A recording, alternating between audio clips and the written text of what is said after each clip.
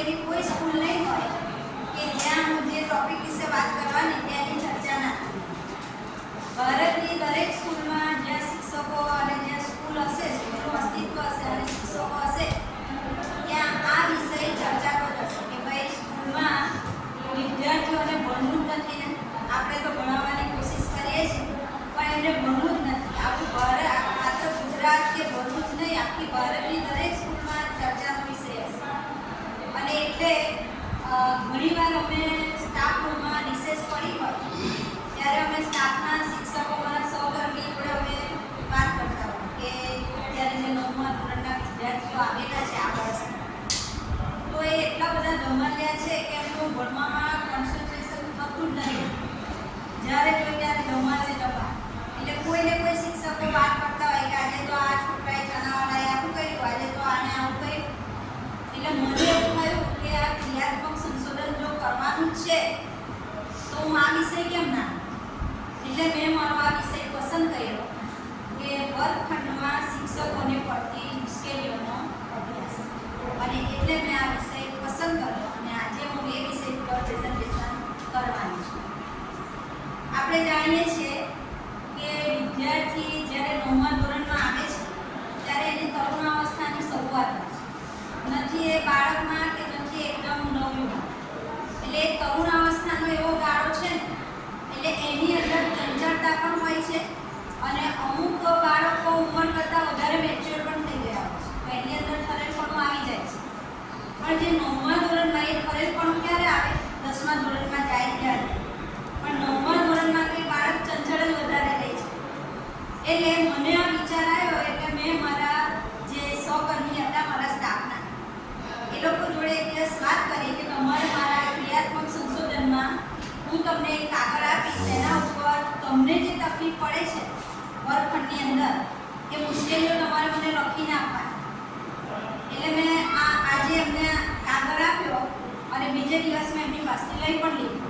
એટલે એક જ દિવસમાં એ લોકોએ મને બધાએ, મારા સ્ટાફના 12 શિક્ષકોએ મને એમના અનુભવ જે વર્ગખંડમાં જાય છે અને જે મુશ્કેલીઓ પડે છે એના વિશે લખીને મને આપ્યું।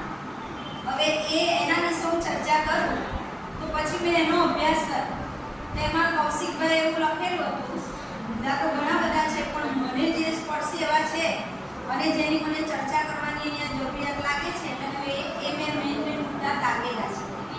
તો કૌશિકભાઈનો મુદ્દો મને જરા બરાબર લાગ્યો કે ભાઈ આપણે ક્લાસમાં જ્યારે ભણાવવા માટે જઈએ છીએ ત્યારે મોટા ભાગે છોકરાઓ ટ્યુશનનું લેસન કરતા હોય છે, એટલે આપણે દિલથી ભણાવવા માટે ગયા હોય તો ઘણા બધા છોકરાઓ લેસનમાં જોડાયેલા હોય છે અને જ્યારે નજીક જઈને જોઈએ અને પૂછીએ કે ભાઈ શું કરે છે તો કે ટ્યુશનનું લેસન।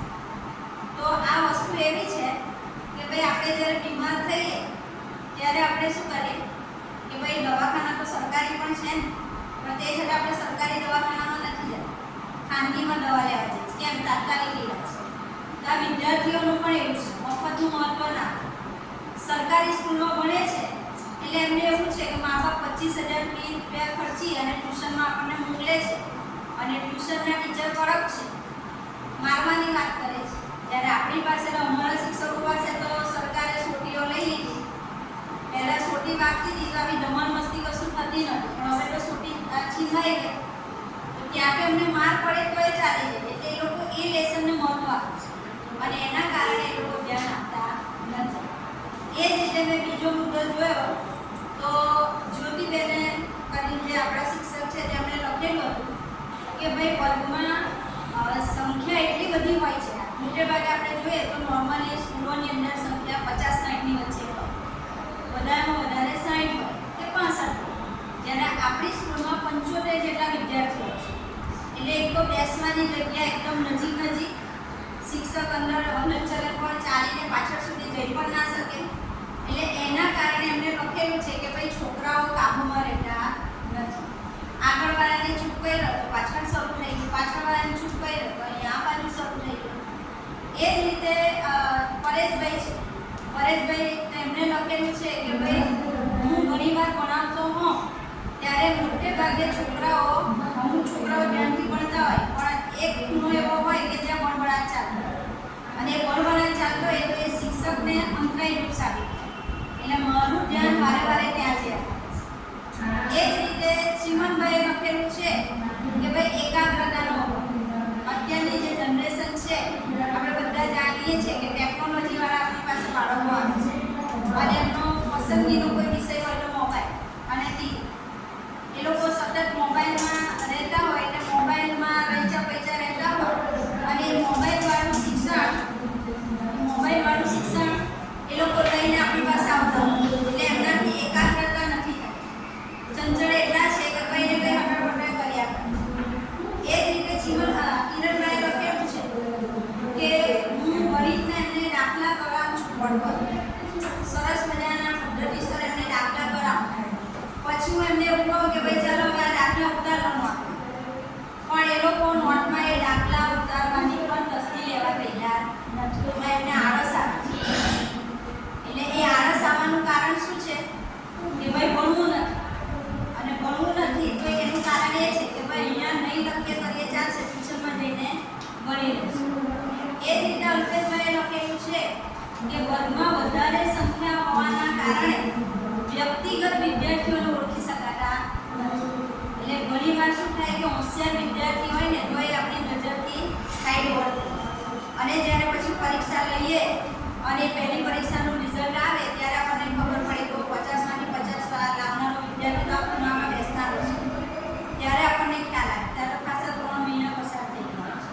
તો આવી બીજી ઘણી બધી મુશ્કેલીઓ છે જે શિક્ષક મિત્રોએ મને લખીને આપી છે પણ બધી અહીંયા ચર્ચા થાય એમ નથી કારણ કે સમય એટલો છે. તો આવા મેં મુદ્દા મેં જોયા.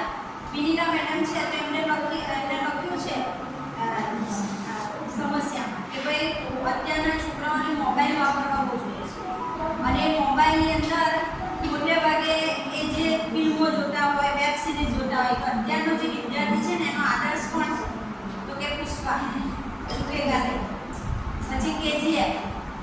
આ બધા પાત્રોને એ લોકો સતત મોબાઈલમાં જોતા હોય છે અને એ પાત્રો એમના મગજમાં ઘર કરી જાય છે અને મગજમાં એ પાત્રો ઘર કરી જાય છે એટલે સતત એમના માનસિક મગજ, નાના મગજ ઉપર એની અસરો ચાલતી હોય છે.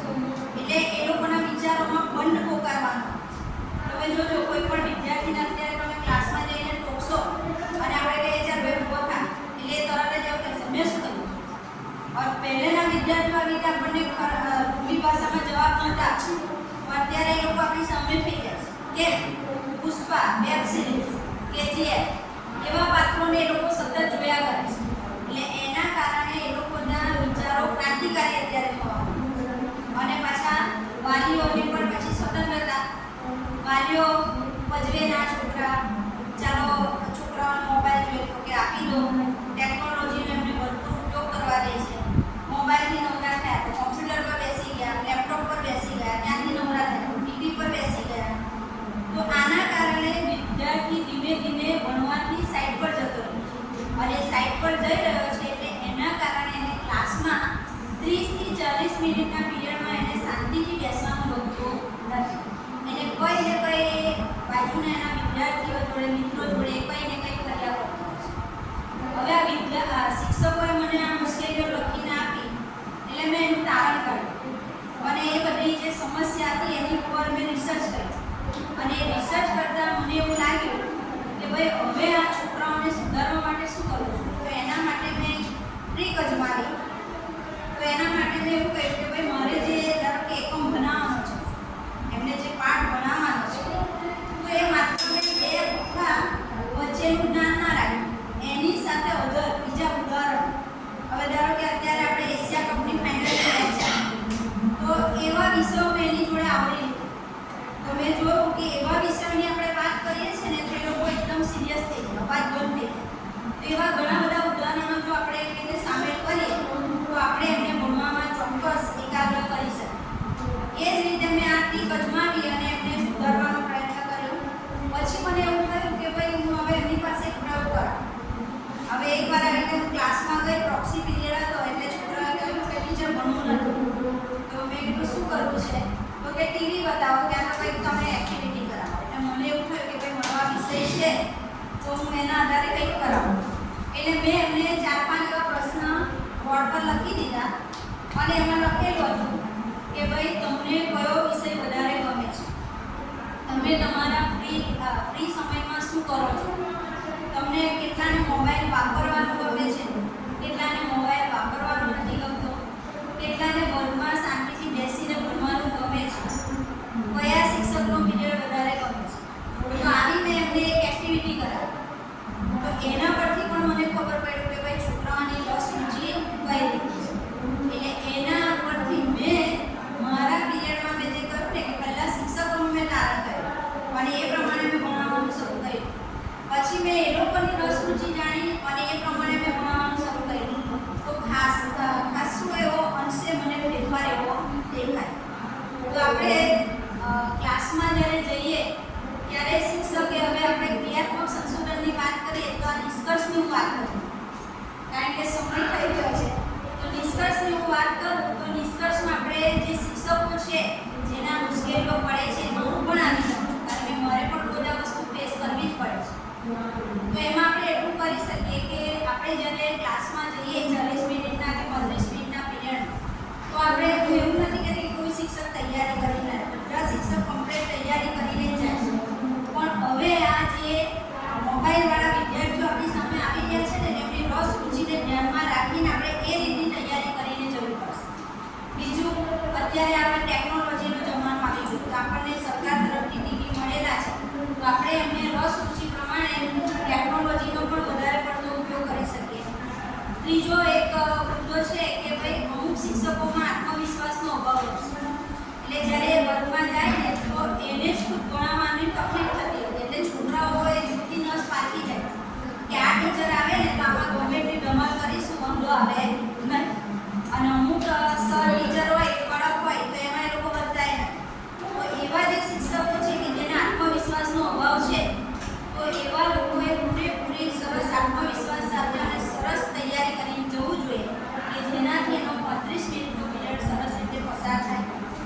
ચોથો એક મુદ્દો છે કે વિદ્યાર્થીઓ જે સતત મોબાઈલનો ઉપયોગ કરી રહ્યા છે, તો એ મોબાઈલ પર એ લોકો કઈ રીતે સંયમ લાવી શકે એના માટે આપણે એમને કેળવવા પડશે કે ભાઈ મોબાઈલ વધારે પડતો યુઝ કરવાથી તમારી માનસિકતા બગડે છે, આંખોને નુકસાન થાય છે. અત્યારે નાના બાળકોમાં આંખોના કેન્સરના પણ કેસ વધી રહ્યા છે અને એની અસર એમના પૂરા શરીર ઉપર થઈ શકે છે.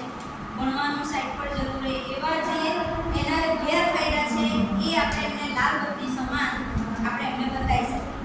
તો આ રીતે આપણે નિષ્કર્ષમાં શિક્ષકોને હું કહી શકું કે આટલા ઉપાય કરવાથી ચોક્કસ આગળ જતાં આપણને આ વર્ગમાં જે મુશ્કેલીઓ પડે છે એમાંથી આપણે કંઈક નહીં તો 50% અંશે પણ એમાં સુધારો થઈ શકશે.